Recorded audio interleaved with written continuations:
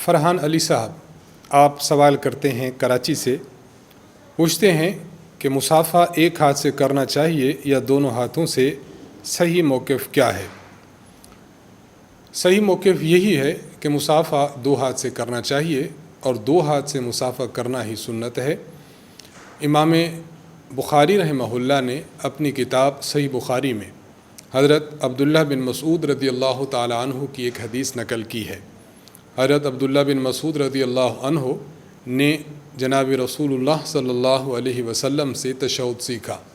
تو اس واقعہ کا تذکرہ اس حدیث میں فرماتے ہیں،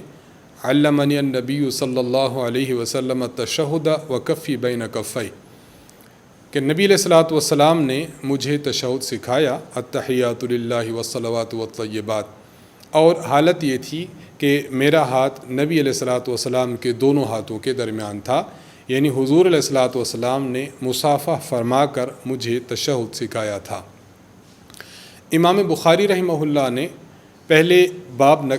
جو قائم کیا ہے وہ باب قائم کیا باب المصافحہ کا، پھر اس کے بعد باب قائم کیا باب الاخذ بالیدین،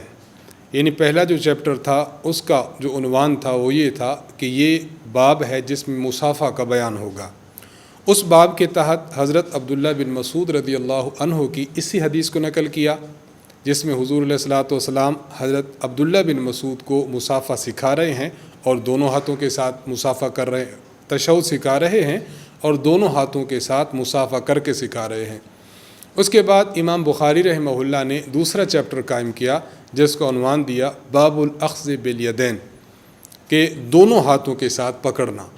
ان دونوں بابوں میں جو دوسرے باب میں بھی حدیث نقل کی ہے وہ عبداللہ بن مسعود رضی اللہ عنہ کی یہی حدیث نقل کی جس میں نبی علیہ السلام نے دونوں ہاتھوں سے مصافحہ فرما کر حضرت عبداللہ بن مسعود کو تشہد سکھایا ہے رضی اللہ عنہ۔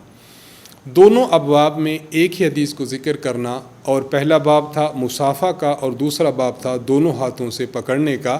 یہ دونوں بابوں کو جب ہم ملاتے ہیں تو اس سے معلوم ہوتا ہے کہ مصافحہ کرنا ہے اور مصافحہ دونوں ہاتھوں سے کرنا ہے۔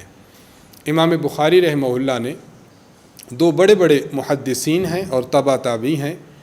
حضرت حماد بن زید اور حضرت عبداللہ بن مبارک رحمہم اللہ۔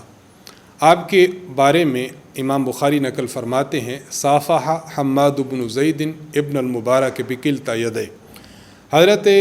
حماد بن زید نے حضرت عبداللہ بن مبارک رحمہم اللہ انہوں نے ان سے مصافحہ کیا بیدہ، اور اپنے دونوں ہاتھوں سے مصافحہ کیا۔ تو ان احادیث مبارک اور آثار ان دونوں سے یہ بات ثابت ہوتی ہے کہ مصافحہ دو ہاتھ سے کرنا یہ مسنون ہے، ایک ہاتھ سے مصافحہ نہ کیا جائے۔ اس پر ہمارے استاذ محترم حضرت متکلم اسلام مولانا محمد الیاس گھمن صاحب دامت برکاتہم کے مستقل نوٹس ہیں ایک فائل کی شکل میں، جن کا عنوان ہے دو ہاتھ سے مصافحہ، ہماری ویب سائٹ پر بھی آپ کو مل جائیں گے، تو انہیں ڈاؤن لوڈ کر کے آپ اس کا مطالعہ کریں، بہت مفید اور عمدہ گفتگو فرمائی ہے۔